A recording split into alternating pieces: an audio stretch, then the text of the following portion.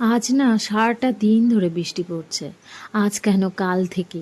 হ্যাঁ, আমার গাছগুলো প্রাণ পেলেও ঠিকই, বাট আমার যেহেতু একটাই ব্যালকনি, জামা কাপড় শোকাতে খুব অসুবিধা হয়। বলে না বেশি কোনো কিছুই ভালো না। যাই হোক, আমার গাছগুলোকে স্নান করিয়ে নিয়েছে এই ফাঁকে, আর আমি এবার কিচেনে ঢুকে পড়লাম। কাল এই ক্যান্ডেলটা আমাকে আমাদের কমপ্লেক্সে 3টে বন্ধু মিলে দিয়েছে একটা কম্পিটিশনে জেতার জন্য। আমার খুবই পছন্দ ক্যান্ডেল, বিশেষ করে এই রকম ওয়েদারে। যাই হোক, সাবুদানা খিচুড়ি বানাচ্ছি। তো ফার্স্টে বাদামগুলো ড্রাই রোস্ট করে নিলাম, হাফ রেখে আর হাফটাকে গ্রাইন্ড করে নিলাম, তবে বেশি গুঁড়ো করে হবে না, একটু দরদরা টাইপ। অ্যাকচুয়ালি যখন আমি এমপিতে থাকতাম, ওদের যে কোনো উপসে ওদের সাবুদানা খিচুড়ি ছিল মাস্ট, ওদের কাছ থেকেই শেখা। তো জিরে কাঁচা লঙ্কা ফোড়ন দিয়ে আলু দিয়ে ঢেকে রাখতে হবে সেদ্ধ হওয়ার জন্য। তোমাদের আমি আমার হাফ কিচেনের পোর্শন দেখিয়ে দিই।